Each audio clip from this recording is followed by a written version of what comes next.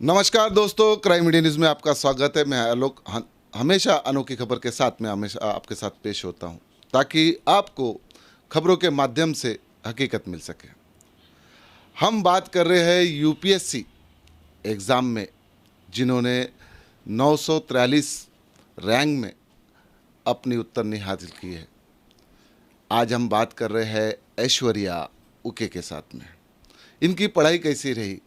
आज के दौर में यूपीएससी एग्ज़ाम पास करना कोई आसान खेल नहीं हुआ है।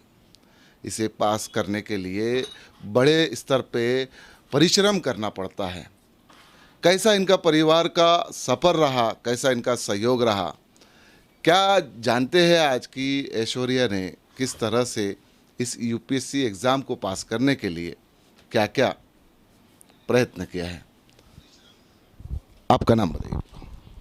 नमस्ते, मेरा नाम ऐश्वर्या दादारा उके है अच्छा, और मैंने यूपीएससी सीएसई 2023 में 943 रैंक हासिल किया है। आपको क्या लगता है किस तरह का आपका सफ़र और सबसे स्टार्टिंग कैसी रही कि आपको यूपीएससी एमपीएससी में क्या आपको लगता है? सर, इसका सबसे बड़ा मोटिवेशन मैं बाबा साहेब आम्बेडकर को मानूंगी, क्योंकि बचपन से उनका ही जो लिखा हुआ लिटरेचर है वही पढ़ पढ़ के मैं बड़ी हुई हूँ। तो उनकी जो थॉट्स है इक्वालिटी को लेके या वुमेन डेवलपमेंट को लेके, इन्होंने मुझे काफ़ी मोटिवेशन दिया है। तो इसीलिए मैंने यूपीएससी का जो डिसीजन था ये लिया। तो मैंने 2017-18 से ही मतलब प्रिपरेशन स्टार्ट कर दी और इस साल काफ़ी मेहनत के बाद मुझे यश फाइनली मिल गया। आपका परिवार का कैसा सहयोग रहा है इसमें?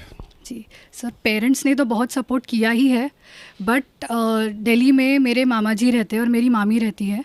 मेरे मामा जी recently as assistant commissioner of EPFO retire हुए हैं और मेरी मामी वहाँ पे लेक्चरर है। तो उन्होंने आउट ऑफ द वे जाके मुझे काफ़ी सपोर्ट किया है मेरे मेंस और इंटरव्यू प्रिपरेशन दोनों के लिए। तो एक मतलब जब इंसान एक सपना देखता है यूपीएससी करने का, तो फैमिली के सपोर्ट के बिना आगे नहीं बढ़ सकता। तो सबका सपना होता है वो, तो सबका ही सपना सच हुआ है, ऐसा मैं कहूँगी। मुझे ये बताइए कि आपका जो दौर था यूपीएससी का दौर पे काफ़ी कठिनाई आती है, तो इसमें क्या क्लासेस आपने लिए हैं कि किस तरह से आपने इसके एग्ज़ाम्स के लिए प्रिपेयर हुआ है? जी, तो मैंने 2017 में मेरा ग्रेजुएशन हो गया था BYCC से। उसके बाद मैंने सर दिल्ली में क्लासेस लगाई थी, बट कोचिंग में ना थोड़ा मेरा क्योंकि बैकग्राउंड नहीं था आर्ट्स का, तो मुझे थोड़ा मुश्किल गया समझने में। तो मैं वापस अपने घर आ गई और तब से मैं सेल्फ स्टडी ही कर रही हूँ। तो खुद से ही मतलब मैंने पढ़ाई की, अपनी गलतियों से सीख कर मैंने प्रिपरेशन अपनी जारी रखी। मैं उन बच्चों के लिए आज बात करूंगा आपसे जिसने आपने सेल्फ स्टडी के माध्यम से आपने खुद को प्रिपेयर किया यूपीएससी के लिए। तो उन बच्चों को आप किस तरह से बताओगे कि स्टडी करना चाहिए कि अपन खुद के बल पे भी आज खड़े हो सकते हैं? जी सर, पहले की बात अलग थी, अभी इन्फॉर्मेशन ओवरलोड काफ़ी बढ़ चुका है। तो हमें वो सेग्रीगेट करना आना चाहिए कि ये एग्ज़ाम के पॉइंट ऑफ व्यू से इम्पॉर्टेंट है और ये अभी पढ़ना ज़रूरी नहीं है। वो करने के बाद सर, उसके बाद जो इरेलेवेंट मटेरियल है हमें नहीं जाना चाहिए उस चीज़ों में। फिर जो टॉपर्स होते हैं वो काफ़ी सारे अपने आइडियाज़ देते हैं, तो एक पर्टिकुलर टॉपर को पकड़ के उनकी स्ट्रैटेजी करना बेटर होगा रादर दैन हम 10 लोगों की सुन के अपनी स्ट्रैटेजीज़ 10 टाइम्स चेंज करें। और तीसरी चीज़ सर, रिवीजन ही सब कुछ है यूपीएससी के लिए। तो आप 10 बुक्स पढ़े, उससे बेटर है आप एक बुक 10 बार रिवाइज़ करें। तो यही है, सेल्फ स्टडी का भी यही था स्ट्रैटेजी मेरा भी। आप खबर देख रहे हो तो ये चीज़ जान लीजिए कि आप भी अगर स्टडी कर रहे हो तो काफ़ी अच्छा मार्गदर्शन दिया है कि 10 बुक पढ़ने से अच्छा एक बुक को इतनी पढ़ लिए कि वो आपको दोबारा पढ़ने की ज़रूरत ही ना पड़े, वो आपके दिमाग में बैठ जाए, जिसके कारण अगर यदि उस बुक के क्वेश्चन आपके पास आते हैं तो आपको आसानी से उसके जवाब दिए जा सकते हैं। हम बात कर रहे थे ऐश्वर्या उके से जो यूपीएससी एग्ज़ाम के लिए 943 रैंक पर नागपुर भंडारा क्षेत्र में उत्तीर्ण हुए हैं। आगे का इनका सफ़र किस तरह रहा कि स्टडी किस तरह से की जाती है, बाकी तो स्टडी सेल्फ करना पर उसमें कितनी कठिनाइयाँ होती है वो भी जानते हैं। क्या बताओगे कि आपके सफ़र में किस तरह की कठिनाइयाँ से आपको गुजरना पड़ा? जी सर, उससे पहले मैं, ये मेरी नानी है, तो मैं प्रीलिम्स जब मेरा क्लियर हुआ, मेंस क्लियर हुआ और इंटरव्यू के आशीर्वाद के लिए भी मैं हमेशा भंडारा आई हूँ मेरी नानी से आशीर्वाद लेने के लिए। तो जैसा मैंने कहा फैमिली का ये होता है, तो मेरे लिए एक स्ट्रॉन्ग पिलर मेरी नानी हमेशा से ही रही है। और मेरे यहाँ पे मामा और मामी भी रहते हैं, उन्होंने भी मुझे काफ़ी सपोर्ट किया यहाँ पे जो भंडारा में है। तो फैमिली का तो सपोर्ट था ही। अब डिफ़िकल्टीज़ की जो बात आती है सर, क्योंकि मेरा लंबा सफ़र रहा है, 6 साल हो गए हैं, तो उसमें जैसे मेरे हम उम्र जो मेरे फ्रेंड्स हैं वो जॉब्स पे लग चुके थे, तो प्रेशर वो जैसे आना शुरू हो गया था कि एक्सपेक्टेशन सोसाइटी की फुलफ़िल करनी है, पैसे कमाने हैं। बट मेरे पेरेंट्स ने कभी मुझे फ़ोर्स नहीं किया कि पैसे कमाने हैं। उन्होंने हमेशा बोला तूने एक ड्रीम देखा है, वो ड्रीम को फॉलो कर, तुझे सक्सेस मिलेगा। तो उसके लिए मेरे पेरेंट्स ने काफ़ी जो मुश्किलें आती है वो हटा दी मेरे लिए।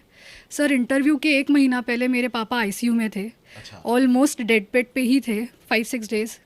तो मेरा जो शेड्यूल था इंटरव्यू का वो पूरा अलग हो गया। मैं दिल्ली में प्रॉपर प्रिपरेशन नहीं कर पाई, बट उसके बावजूद मेरा लिस्ट में नाम है। मैं उसके लिए ही ग्रेटफुल हूँ कि इतने सालों की मेहनत फाइनली रंग लाई है।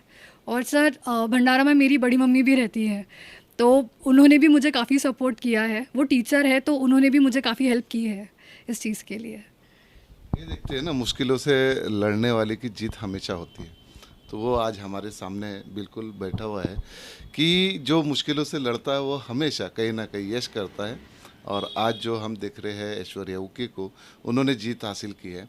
हम कैमरामैन को बोलेंगे कि इनके सारे परिवार के लोग आज हमारे साथ में खुशी, जो ऐश्वर्या के साथ खुशी मनाने के लिए आए, सबको इस कैमरे में ले कि दिखाए सबको कि किस तरह से आज परिवार के पूरे लोग यहाँ पर मौजूद है।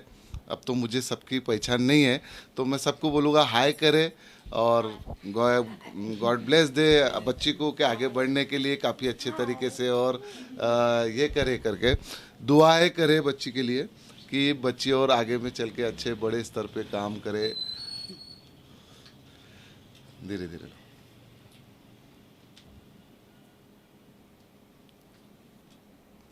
मुश्किलें कितनी भी आ जाए, अगर आदमी में हिम्मत और हौसला है तो वो बुलंदियों पे ज़रूर पहुंचता है। ये आज हम ऐश्वर्या उके से सीख चुके हैं, और ये हम आपको आपकी खबर के माध्यम से बताते हैं, ताकि आप तक जो है खबरों के माध्यम से क्या हकीकत है। हम सारी खबर लाइव इसलिए दिखाते हैं ताकि आप तक एज इट इज़ जो हो रहा है वो पहुंच सके, ताकि ना कि हम कट करें और उसका मेन भाग आपको दिखाए कि हम दिखाना कुछ चाहते हैं और होता कुछ है। हमारा वैसा बिल्कुल नहीं होता, इसलिए हम लाइव सेटअप के माध्यम से क्राइम इंडिया न्यूज़ आप तक खबर पहुंचाता है ताकि आप तक हर हकीकत पहुँचे। चलो परिवार के कुछ लोगों से मिलते हैं जो बच्ची नागपुर से आई, अपने नानी से मिलने आई। आज उनको कैसा लग रहा है? सबसे पहले नमस्ते, कैसा लग रहा है आपको? अच्छा लगा, बहुत अच्छा लगा। मेरी पोती हो गई तो बहुत खुशी हुई। क्या दुआ करोगे इसके लिए? क्या लगता है आपको, लड़की क्या बनना चाहिए? उतना ही नहीं आता। जो भी लगता है बोलिए, आपको क्या लगता है? बच्ची ने इतनी पढ़ाई की है यहाँ तक, और आपका हमेशा उसके साथ में मार्गदर्शन रहा, आपकी दुआएं रही है हमेशा। बच्ची बता रही है कि नानी ने मुझे हमेशा सपोर्ट किया है। सपोर्ट तो की पढ़ाई के लिए, यानी वो प्रोत्साहन देना था मेरे को, तो प्रोत्साहन दे रही थी, ऐसा करो बेटा, ऐसी पढ़ाई करो, पढ़ाई करने से तो अपन बड़े हो सकते, अपनी लाइफ बनाओ, ऐसा मैंने उनको बोली। क्या लग रहा है आज, कैसी खुशी है आपको? बहुत खुशी हुई मुझे, बहुत। क्या है, परिवार की जो खुशियाँ है ना, वो जितनी भी सिमटना चाहो ना तो सिमट नहीं सकते, क्योंकि ये जो पल होता है ना, ये अनमोल होता है। ये पल आदमी को काफ़ी परिश्रम करने के बाद ये पल हमें मिलता है, जो आज हम इन सभी के चेहरों पे जो खुशियाँ देख रहे, छोटे हैं या बड़े, और आजू बाजू में आप हमारे गुलदस्ते भी देख रहे होंगे कि जो ऐश्वर्या के साथ में अपने सुख बांटने के लिए आज उनके परिवार के सारे लोग यहाँ पर आए हैं। तो आप बताना चाहोगे कुछ बच्ची के बारे में, किस तरह से आपका, आप बोलोगे? जी, क्या नाम है आपका? अच्छा, इनकी बड़ी मम्मी कुछ कहना चाहती है, जानते हैं उनसे, क्या बताना? सर्वांना माझा जय भीम। मेरी बेटी पहले से ही होशियार थी, मेहनती थी, और ऐसा लगता था कि घर में कोई तो भी यूपीएससी, एक डॉक्टर हो, एक वकील हो, एक जज हो, यानी किसी के पास में जाने की गरज नहीं, अपने ही घर में तैयार हो। एक कोई तो भी कलेक्टर हो या आईपीएस हो, ऐसा लगता था कि किसी के घर में जाने की ज़रूरत नहीं। लेकिन मेरे बच्चे ने सबका सपना पूरा किया, ये मेरे लिए बहुत बड़ी बात है। अब दूसरे बच्चे की राह देख रही हूँ मैं कि वो डॉक्टर बन जाए, यानी सब मेरे भाई बहन के लड़के सब अच्छे रहे, यही मेरा सपना है बस।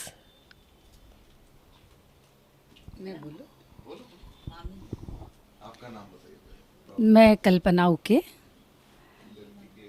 मैं ऐश्वर्या उके इसकी मम्मी हूँ। मेरी बेटी पहले से ही 10th से जब मैंने उसको देखा, 10th में उसको 94% है, तभी से मुझे लग रहा था कि ये कुछ करेगी।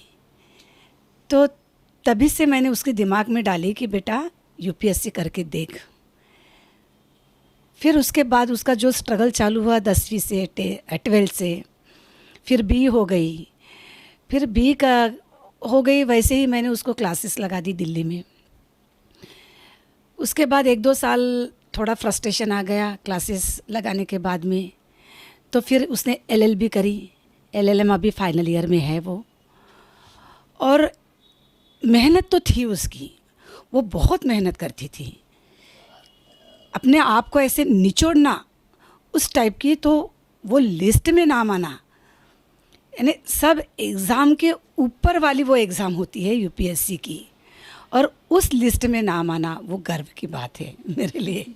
तो मैं सबको धन्यवाद दूंगी, जिस लोगों ने उसके ऊपर जो उसको जिस लोगों का आशीर्वाद था। और सबसे बड़ी बात भगवान बुद्ध है हमारे लिए, और बाद में बाबा साहेब आम्बेडकर है, सावित्रीबाई फुले है। उन सब का आशीर्वाद और परिवार के आशीर्वाद के बिना तो कुछ हो ही नहीं सकती थी, तो उसके कारण ही वो आगे बढ़ी। तो सब लोगों को प्राउड फील हो रहा है, और मुझे तो हो ही रहा है। धन्यवाद। जय भीम। मेरा नाम सीमा सतदेवी है, मैं ऐश्वर्या उके की मामी हूँ, और मुझे बहुत अच्छा लग रहा है कि मेरी बांजी कुछ बन रही है, और अब शब्दों में बयान नहीं कर सकती मैं। और मुझे बहुत प्राउड फील हो रहा है कि परिवार की जो हम बातचीत करते हैं ना, तो परिवार के जो आंसू है ना, आज खुशी के आंसू है। तो ये कैसा है, भावनात्मक जब होता है ना आदमी, तो वो बयान नहीं कर पाते हैं। तो ये जो मोहब्बत होती है ना, जब एक दूसरे से जुड़ के जो बनती है, वो आपको आज परिवार की मोहब्बत यहाँ नज़र आ रही है। जो खुशी जो होती है कि आदमी ने क्या किया है, किस तरह से किया है, आज जो पल है वो खुशी का है। पर जब बच्ची जब एग्ज़ाम देने गई, एग्ज़ाम के लिए जब पढ़ाई की, किस तरह से उसने अपना ज़िंदगी का जो सफ़र है वो पूरा पढ़ाई में कूद दिया, और किस तरह से उसने पढ़ाई की, वो सारी चीज़ें हमें आज याद आती है। क्योंकि आज हमारे साथ में खुशी का पल है, पर वो खुशी किस तरह से मिली ये भी आदमी सोचता है। इसलिए जो ये आंसू आपके परिवार में दिख रहे हैं ना, ये खुशी के आंसू है। आइए जानते हैं, क्या नाम है आपका? बैठो बैठो बैठो बैठो बैठो। ये इनका भाई है, इनको काफ़ी सहयोग किया है, इनको हमेशा साथ में रहा है। हम बोलते हैं ना कि भाई बहन अगर मिल गए तो सारी दुनिया जीत डालते हैं। तो आज वैसा हो रहा है कि एक भाई ने बहन को सपोर्ट किया है, तो आज यूपीएससी जो पास की है। जानते, क्या नाम है आपका? मेरा नाम मनवेश उके है, मैं ऐश्वर्या का भाई हूँ। और कैसा लग रहा है, पहले ये बताओ। लग तो अच्छा रहा है, लेकिन रैंक जो है थोड़ा ऊपर आना चाहिए था, तो वो पढ़ाई उसकी हुई नहीं थोड़ी अच्छी खासी। तो ये जो है खुशी का जो माहौल रहता है, ये एक अनोखा रहता है। और भी आदमी देखो कैसा रहता है कि आदमी जितनी पढ़ाई करता है ना, तो उसको ऐसा लगता है कि हमने और कमी किया है, और करना चाहिए, और करना चाहिए। यानी कैसा रहता है ज़िंदगी में, आदमी कभी भी सिमटता नहीं है। अगर पहला नंबर भी आया ना, तो वो सोचता है कि पहले नंबर में भी मेरे को 99.9 आया, 99 नहीं 100 आना चाहिए था। तो ये आदमी की अपेक्षाएं कभी ख़त्म नहीं होती। इसी बोलते हैं ना कि दौलत कितनी भी रहे कम रहे, वैसी पढ़ाई और ज्ञान कितना भी रहे कम रहे। जानते हैं हम ऐश्वर्या से कि कुछ ऐसे पल बताइए ऐश्वर्या जी, हमारे जो दर्शक देख रहे होंगे आपको, जो बच्चे आपके जरिए से गाइडेंस होना चाहते हैं उनको ज्ञान की, वो भी अगर यूपीएससी एमपीएससी की तैयारी कर रहे होंगे तो उनको आपका जो यश है वो मिला है, तो उसके माध्यम से उनको क्या आप गाइडेंस करना चाहते हैं? ओके सर, मेरे हिसाब से ये जो एग्ज़ाम है ना उसकी डिमांड अलग है। तो प्रीलिम्स, मेंस, इंटरव्यू तीनों में अलग लेवल का प्रिपरेशन, अलग लेवल का कमिटमेंट की ज़रूरत होती है। अब जैसे हम प्रीलिम्स की बात करें तो उसमें जो जीएस होता है वो कंपलसरी होता है और जो सीसैट है वो ऑप्शनल है। मतलब कट ऑफ जो होता है मिनिमम हमें उसको क्लियर करना होता है। बट अभी ऐसा हो गया है ना कि सीसैट को हम इग्नोर करते हैं तो मार्क्स उसमें कम आते हैं। फिर आप जीएस में आप टॉपर वाले मार्क्स क्यों ना ला लो, बट मिनिमम 33% भी नहीं ला पाते सीसैट में, क्वालिफाइंग है तो उसमें सीसैट नहीं निकल पाता। तो वो एक आइडेंटिफाई हमें करना पड़ेगा कि हम इंग्लिश और मैथ्स को अब इग्नोर नहीं कर सकते, सीसैट की डिफ़िकल्टी बढ़ती जा रही है। फिर प्रीलिम्स में अलग लेवल ऑफ प्रिपरेशन लगता है। मेंस में आपको आपकी पैसिव थिंकिंग, जो ऐसे तो हम लेते रहते हैं न्यूज़ देख के या करंट अफेयर्स के हम नोट्स बनाते हैं, पर मेंस में आपको वो पैसिव थिंकिंग से एक्टिव थिंकिंग में आपको शिफ्ट करना पड़ेगा। आपको आइडियाज़ न्यू लाने पड़ेंगे क्योंकि आपको सोल्यूशन बेस्ड अप्रोच में जाना पड़ेगा। आपको 10 न्यू आइडियाज़ की ज़रूरत पड़ेगी। और इंटरव्यू में सर यही चीज़ मेंस का 1 स्टेप आगे यही काम में आता है। इंटरव्यू में sir out of the blue type के क्वेश्चंस आते हैं, जो डायफेक होता है यूजुअली उसके बेसिस पे आते हैं, पर मुझे एक भी क्वेश्चन उस पे नहीं आया। तो उस दिन क्या हो रहा है वहाँ से लेकर आपको अवेयर रहना है कि इस दिन 5-10 साल पहले क्या हुआ है। हमें उतना वाइड प्रिपरेशन करना होता है एग्ज़ाम का। तो आपको प्रीलिम्स, मेंस और इंटरव्यू का रिक्वायरमेंट के हिसाब से प्रिपरेशन स्टार्ट करना होगा। तो ये सबसे बेसिक मेरे हिसाब से प्रिपरेशन की स्ट्रैटेजी होनी चाहिए। Thank you Aishwarya ji.